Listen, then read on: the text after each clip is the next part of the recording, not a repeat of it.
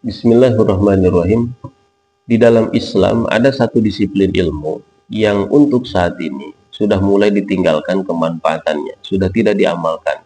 Banyak sekali yang tidak mengamalkan, walaupun masih banyak juga yang mempelajarinya. Karena ilmu ini adalah bagian dari ilmu yang pertama kali Allah akan cabut kemanfaatannya, yaitu adalah ilmu faraid. Ilmu yang fungsionalnya untuk mengetahui bagian waris, berapa yang didapatkan oleh ahli waris ketika ada saudaranya, keluarganya meninggal dunia. Nah, di sini di dalam surah An-Nisa dari mulai ayat ke-11, Allah Subhanahu wa taala menerangkan secara detail tentang bagian-bagian ahli waris ini.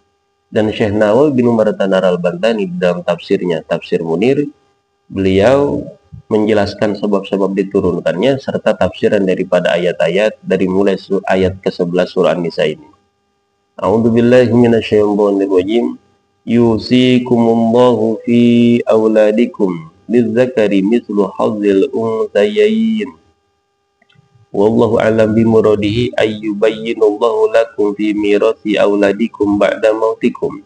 Allah Ta'ala menjelaskan kepada kalian tentang warisan yang diterima anak kalian setelah wafatnya kalian. Cuman pada prakteknya nanti ini sampel saja. Ada yang orang tuanya meninggal duluan, ada yang anaknya meninggal duluan, ada yang istrinya meninggal duluan. Nah, itu diatur semuanya nanti di ayat-ayat selanjutnya. Nah, kemudian Syekh Nawawi menjelaskan sebab diturunkannya ayat ini. Rawa Ata'un, Imam Ata meriwayatkan, qala beliau berkata, istasyhada Sa'd bin Rabi, seorang sahabat Nabi bernama Sa'd bin Rabi, mati syahid di medan perang. Wa taraka ibnataini wa mur'atan, meninggalkan dua anak perempuan dan satu istri. Wa akhon, dan satu saudara laki-laki. Fa akhadha al-akhu al-malaku lahu, kemudian saudara laki-lakinya mengambil seluruh harta Sa'd bin Rabi, tidak disisakan sedikit pun untuk anak dan istrinya. Fa atatil mar'atu wa qalat ya Rasulullah hatan ibnata Sa'din wa anna Sa'dan kutila wa anna ammahuma akhadha malahuma. Ya Rasulullah, istri dari Sa'd bin Rabi curhat kemudian mendatangi Rasulullah. Wahai Rasulullah, ini dua anak adalah anak Sa'd bin Rabi. Kemudian Sa'd bin Rabi suamiku meninggal di medan perang dalam keadaan syahid. Dan paman dari dua anak ini yaitu saudara Sa'd bin Rabi, saudara ipar saya, telah mengambil seluruh harta. Kemudian faqala sallallahu alaihi wasallam, kata Kanjeng Nabi, irji'i fala'allallaha sayaqdi fihi. Kalian balik dulu pulang. Mudah-mudahan Allah cepat berikan putusan hukum tentang masalah ini. Nah, di sini dapat kita ambil paham. Rasulullah SAW tidak pernah sekama-kama atau gegabah dalam memutuskan hukum. Apa yang keluar dari lisan Nabi itu mutlak adalah wahyu. Wa ma yantiqu 'anil hawa in huwa illa wahyu yuha. Jadi apabila belum ada jawaban daripada pertanyaan, maka Kanjeng Nabi ini menunggu malaikat Jibril menurunkan wahyu dari Allah Subhanahu wa taala. Kemudian summa annaha adat ba'da muddah wa bakat. Selang beberapa waktu, istri Sa'd bin Rabi ini datang kembali dalam keadaan sambil menangis. Ya, intinya mencurhatlah. Ya Rasulullah, bagaimana nasib kami ini?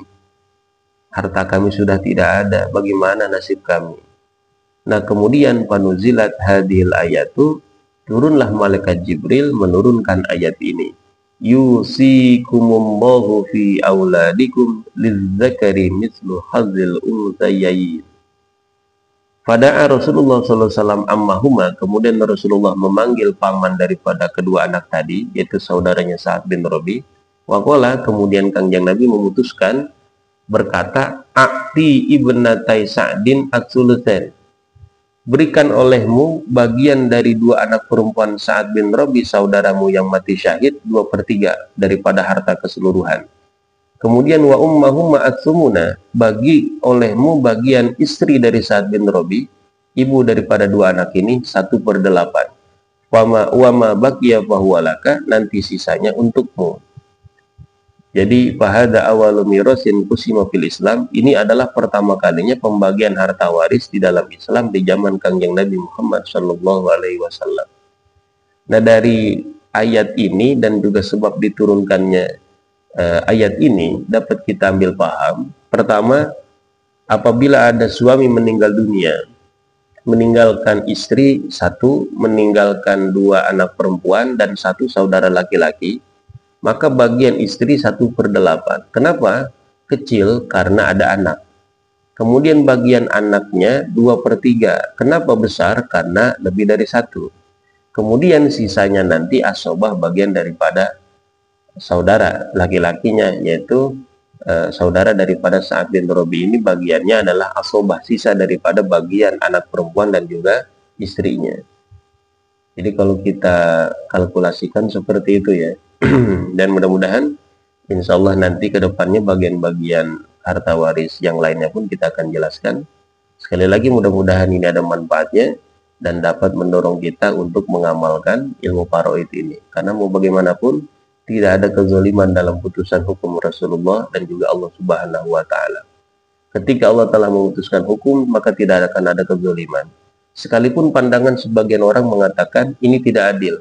Masa iya anak perempuan bagiannya kecil daripada anak laki-laki, lebih sedikit daripada anak laki-laki, dan lain sebagainya. Tapi kalau mereka mendengar atau mengetahui sebab kenapa anak laki-laki bagiannya lebih besar dari anak perempuan, maka pasti mereka akan paham kenapa seperti itu. Oleh karenanya kita berkewajiban untuk memberitahukan setiap hukum yang Allah tetapkan itu pasti bermuara kepada keadilan. Mudah-mudahan ada manfaatnya. Hadanallahu wa iyyakum ajmain. Wallahu a'lam bishawab.